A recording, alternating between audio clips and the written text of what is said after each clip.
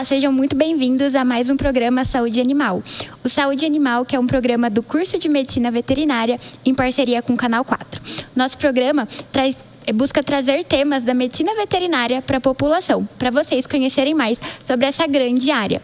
E no programa de hoje, a gente vai falar de um tema que é sobre o laboratório veterinário e sobre todas as suas nuances, então é por dentro do laboratório veterinário. E para isso, a gente tem um convidado super especial, que é o Dr. Renato. Dr. Renato, que é um ex-aluno aqui da Medicina Veterinária, formado pela 5ª turma. Ele vai conversar um pouquinho com a gente, falar da sua experiência. Seja muito bem-vindo, Dr. Renato. É um prazer ter o senhor aqui. Queria que você se apresentasse, falasse um pouquinho do senhor. Bom, eu sou da 5ª turma, eu sou daqui de Marília mesmo, né? E é interessante, viu, Beatriz, que eu tinha parado de estudar. Estava na 8ª série. Quando eu soube que saiu o curso de veterinário, voltei a estudar, fiz todas as etapas, né? E prestei o vestibular, passei. Então, quando eu estava entrando, estava formando aí as primeiras turmas, né? E aí, essa área, né, do laboratório clínico foi acontecendo, né? Porque minha área que eu gostava mesmo era a reprodução de grandes animais. Entendi. Só que aqui tinha muita pesquisa, né? Assim, a revista Unimar Ciências e tal. E eu participava de muitas pesquisas. E era sempre o microscópio, fazer exame de fezes, exame de sangue. Então, eu acabei me envolvendo. E quando eu vi, eu já estava dentro do laboratório. Já estava dentro do laboratório. E é interessante falar que hoje a gente vê os laboratórios, você só vê contadores hematológicos, de bioquímicos, né, máquinas, mas era bem manual. Eu imagino. Era bem... O senhor é formado em que ano? Eu sou final de 95. Final de 95. Então, assim, 30 anos de formado, né? 30 vai fazer anos de 31 formado. anos de formado. E eu acho muito legal a gente falar da área do laboratório, porque muita gente acha que a veterinária é trabalhar diretamente com os animais. Mas é muito mais complexo que isso, envolve tanta coisa e tanta gente. E dentro do laboratório acontece tanta coisa que ajuda tanto o animal, mesmo não tendo esse contato direto. Então, muitas vezes, a gente entra, né, na faculdade querendo ser clínico, ser cirurgião, mas a gente se encanta pela área do laboratório, né? E aí o senhor falou, o senhor queria trabalhar com reprodução. Sim. E a vida te levou a dentro do laboratório. E o que você faz no laboratório? Quais são as áreas que o senhor atua? Então, ali a gente faz a rotina, ali, os exames de rotina, né? Hemograma, os bioquímicos, urinálises, raspados de pele. Os animais têm menos problemas de peles, né? Essa parte PET, né? Aí tem a parte de grandes animais também, que, por incrível que pareça, né? Cada vez mais o pessoal tem usado fazer exames. Porque aquela coisa empírica de fazer o tratamento sem um suporte já ficou para trás. A gente errava muito, né, com essa questão de não ter um suporte laboratorial. Então, mas evoluiu bastante do tempo que eu comecei. Viu? Eu imagino, porque acredito que há 30 anos atrás não tinham laboratórios específicos da veterinária, né? A gente acho que dividia o espaço com o biomédico, com o médico, com o farmacêutico. Como que era quando o senhor começou e hoje? Então, era até complicado, né? Porque era tudo manual, bem manual mesmo. E assim, eu tive esse professor Dr. Bruno, que foi diretor aqui, ele veio do Butantan, e ele falava que antes, né, alguns anos, o técnico em laboratório, ele fazia tudo, todos os reagentes, ele era um mago, assim, ele tinha que produzir tudo. Depois foram entrando as empresas, né, que já começou a vender os produtos pronto para a gente, os reagentes, mas realmente era bem difícil, assim, porque envolvia muita gente, né? Aqui no Bloco 5 tinha um laboratório para curso de biomedicina. Você ia lá, tinha 20 pessoas trabalhando. Hoje você vai no laboratório com a rotina bem maior, você tem 1 a 2 pessoas, né? Por esses aparelhos, né? Tudo muito automatizado, automatização. Né? E você acha que agora, com essa automatização, ficou mais preciso os exames? A gente sabe que otimiza tempo, mas em precisão? Ou você acha que a precisão é a mesma? Olha, Beatriz, eu no começo, porque houve assim, né, um tempo que eu fiz muitos exames para o pessoal das clínicas da cidade, e com o tempo começou a entrar os aparelhos nas clínicas. E eu questionei um pouco, né? Falei, poxa vida, eu tenho todo um conhecimento de anos, né? Porque um técnico, ele não se forma tão rápido, né? É demorado, né? As técnicas todas. De repente, a pessoa comprava um aparelho hematológico, de bioquímico, e já estava fazendo exame.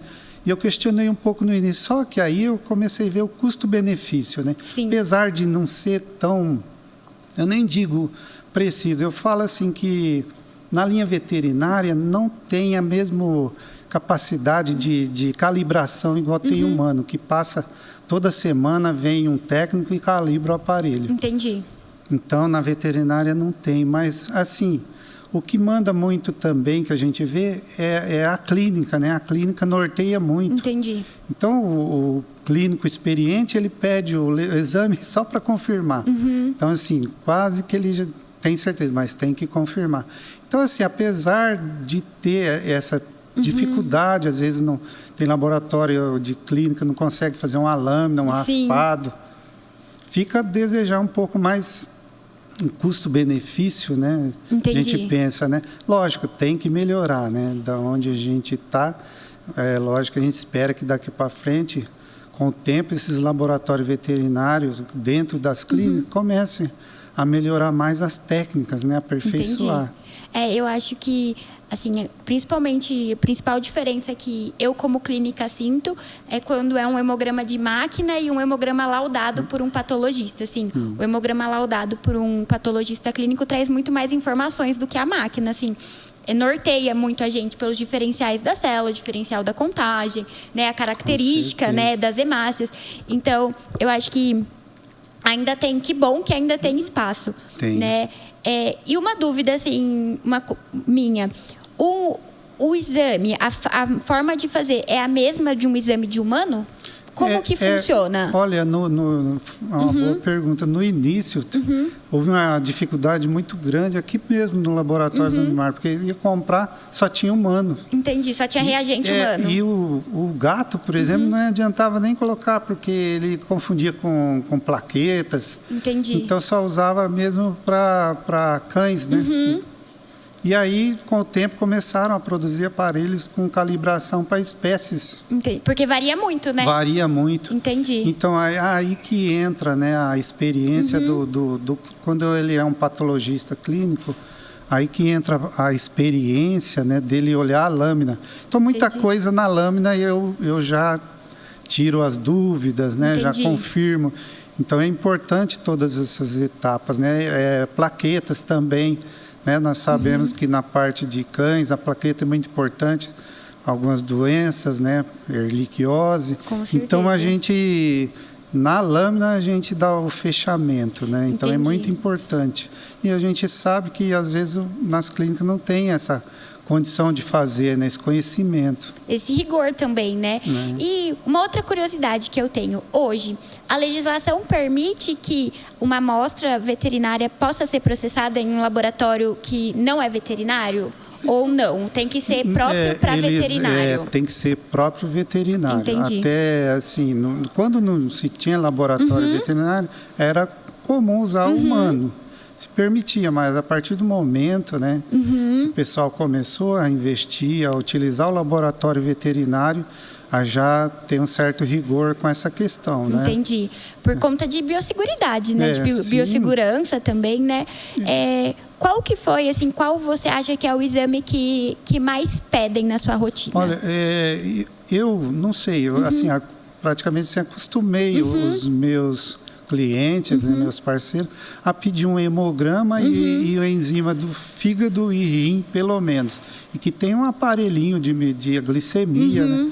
Então, ali é o básico para começar. O básico bem feito. Porque eles, no início, eu fui pioneiro, né? Eu fui o primeiro laboratório particular, eu acho que até no estado, nem sei, porque foi em 2001, não se ouvia falar, Sim. né, de laboratório.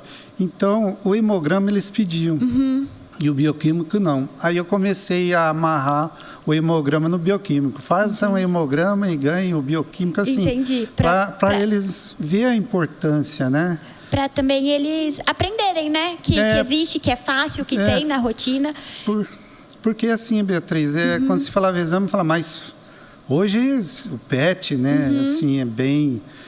É humano, é da família, mas antes falava assim, mas faz exames em animais, mas o hemograma aceitava, o bioquímico achava que não era necessário. O próprio proprietário, né, o tutor. Então, assim, aí foram acostumando, então... Eu criava perfis também, né, promocionais. O cara falava, fazer hemograma mais 2, 3 bioquímicos, vai ficar quase o mesmo preço. Entendi. Com isso, acostumaram, né? E o proprietário também, né? Porque às vezes o clínico quer pedir o exame, mas o proprietário eu acho que vai onerar. Tinha essa limitação, né? Tinha. E eu acho que a gente mudou de fase, né? Eu acho que a gente veio quando o senhor começou, de pedir pouco exame, só que eu, como clínica, às vezes acho que a gente acaba pedindo exame demais. Mas a gente tem que saber pedir o exame, né? Eu acho que o exame tem que trazer uma resposta. Ou sim ou não, mas saber escolher. Porque a gente pedir tudo também não... né? A gente tem que saber guiar. O senhor sentiu essa mudança também? Porque aí virou os perfis check-ups, o perfil renal.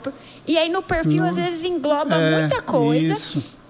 Então, eu acho que mudou. Antes a clínica tinha um papel muito grande, um papel muito soberano, e aí agora a gente ficou um pouco dependente dos exames. Certamente, eu vejo assim que às vezes você vai no médico, ele pede lá um monte, e o veterinário tem que às vezes quer seguir a mesma coisa. Vou pedir um monte que ele acha que...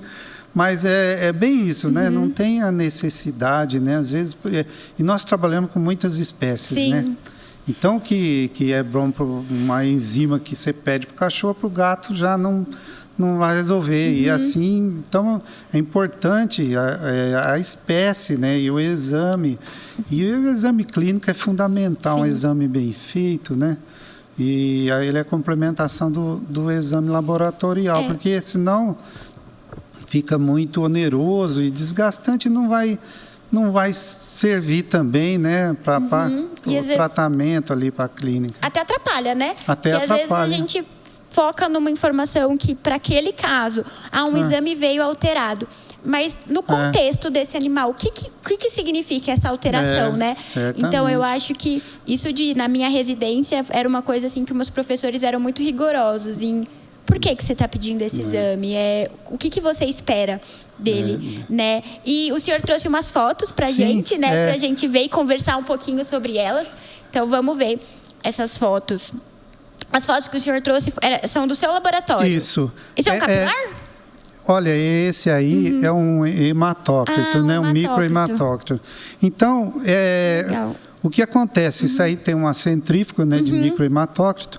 Ela é usada ainda até hoje em propriedades rurais para fazer monitoramento dos bezerros, ver quem está com anemia. Então, roda um hematócrito, um exame barato, rápido, e você já tem. Então, isso aí era feito no humano, era... antes de 2001, eu acompanhava aqui no Bloco 5 esses exames aí. Ó. Que legal. Pessoal de casa, para quem não conhece o hematócrito é para a gente ver principalmente índice de anemia, para ver se o animal ou o paciente está anêmico, tá bom? E aí isso daí é uma maneira fácil, rápida e barata para a gente ter um norte. Certamente, né? Beatriz. Vamos ver a próxima foto. Então, essa aí é a centrífuga, né? Um aparelho...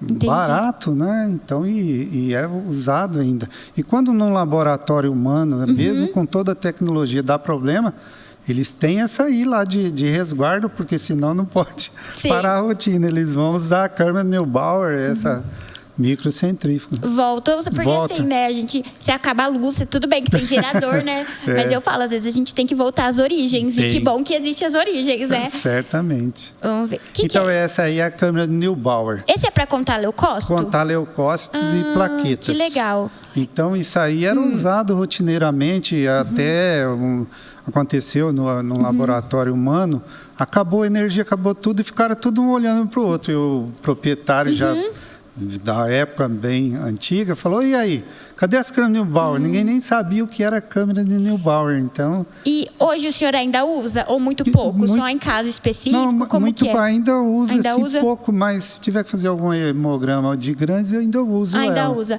Quando a gente tem um diferencial, assim, suspeitando de um paciente que tem aquelas alterações de leucócito, vamos supor, suspeitando de uma leucemia, Certo. ou de uma resposta, né, medular muito importante. Ajuda a câmera de Neubauer? Ajuda. O que acontece, Beatriz?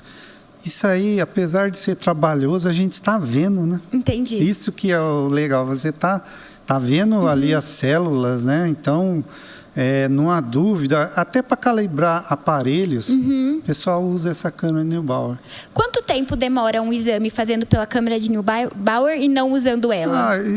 Como eu tenho prática, é muito rápido assim, né? É que a gente espera uns 5 minutinhos para a sedimentação das células, né? Dos leucócitos, das plaquetas.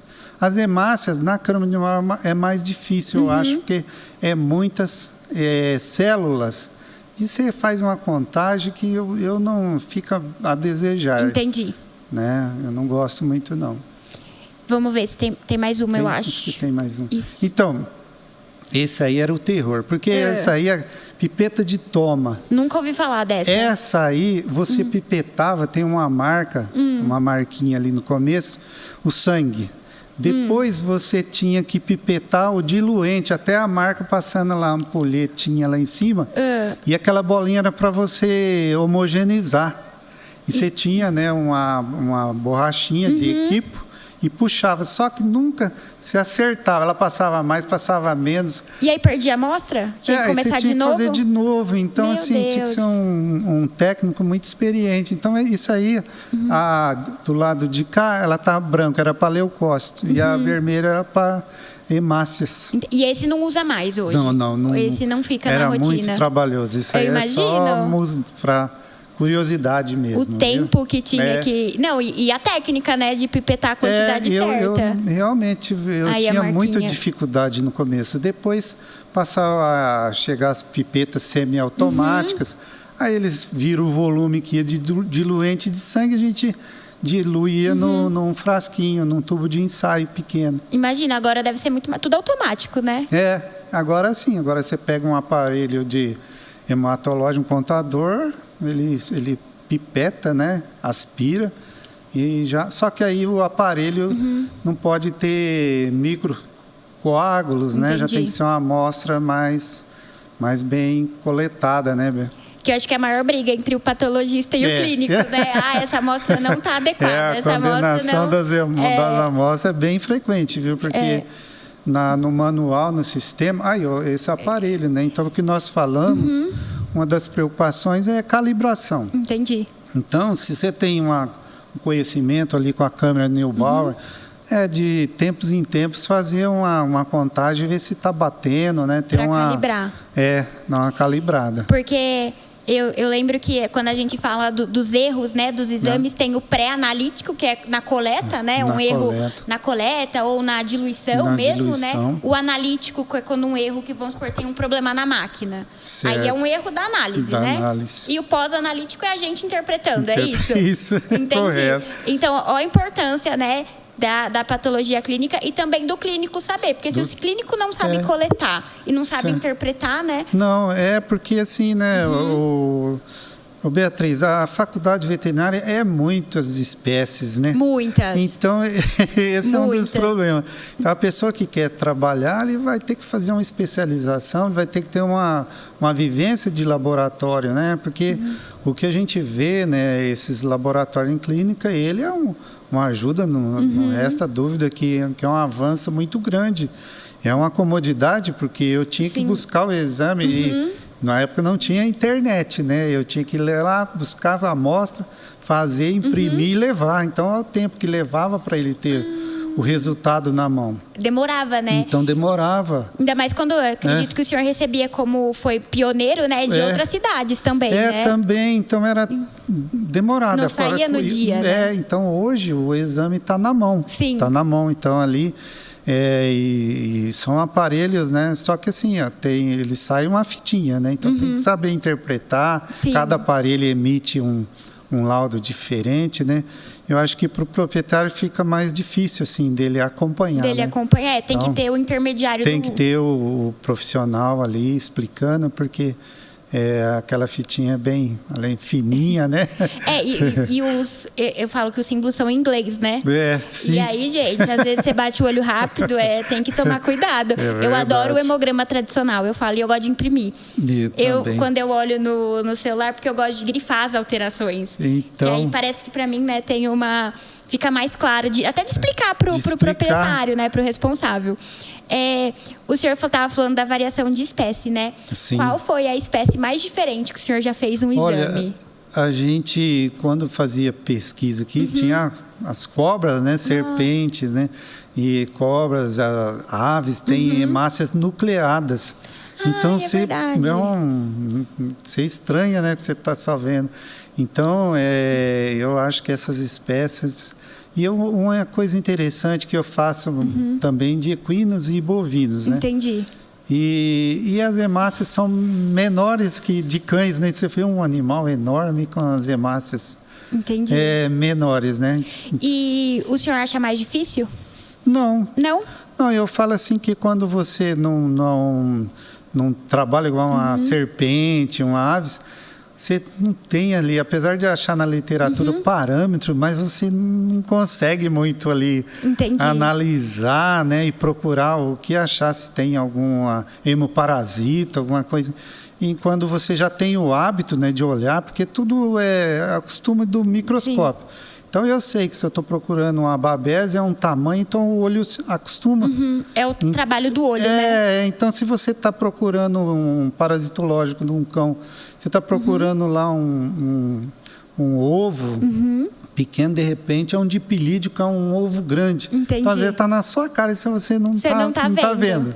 Então, o olho do clínico patologista, ele acostuma com a aprender o tamanho da estrutura que ele tem que procurar. Entendi.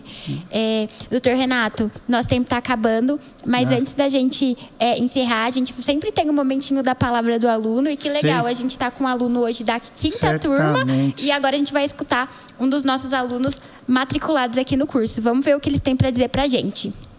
Meu nome é Pedro Henrique Amorim, eu sou aqui de Marília mesmo. Eu escolhi a medicina veterinária, sempre pelo apego que eu tive aos animais, tanto de grande porte, tanto de pequeno porte.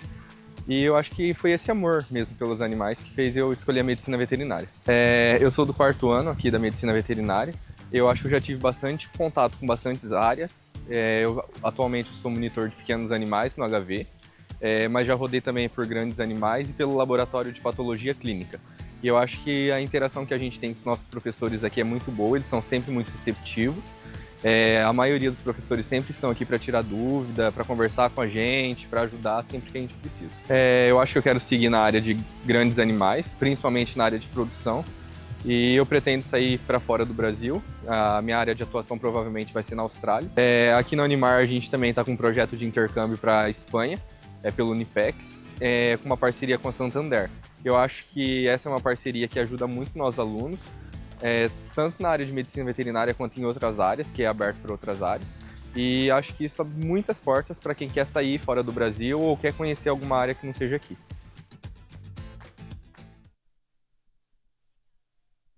Imagina, eu acho que deve ser muito bom o senhor voltar aqui e ver como tudo cresceu, né? Igual a gente estava conversando antes do programa começar, né? Que eu acho que tem coisas que não mudam, que é o cuidado e a preocupação que o nosso curso traz, tanto com os alunos e com os animais. Certamente, Beatriz. Eu queria agradecer muito a presença do senhor, fiquei muito feliz do senhor ter aceitado nosso convite, também em nome do professor Fábio, né, que é nosso coordenador, agradeço o senhor estar aqui. Se o senhor quiser falar mais alguma coisa. Nossa, eu só agradecer, muito bom, né, voltar, né, porque isso aqui foi uma mudança na minha vida, né, Beatriz? Então, assim, uma profissão que eu gosto e eu consegui viver dela até hoje, trabalhar, criar minhas filhas ali, formar, né? Elas fizeram medicina. Que legal. Então, aqui? Não fizeram na FAMEMA. Na FAMEMA, legal. Mas assim, então a gente vê com uma profissão tão bonita, né? Então a gente voltar aqui, ver as estruturas, ver as mudanças, é muito bom. Que muito legal. bom. E falar do que a gente trabalha, gosta, Sim. né? É maravilhoso. Que bom. Muito obrigada, Eu que Dr. te Renato. agradeço. Pessoal, muito obrigada por hoje. A gente se vê no próximo episódio.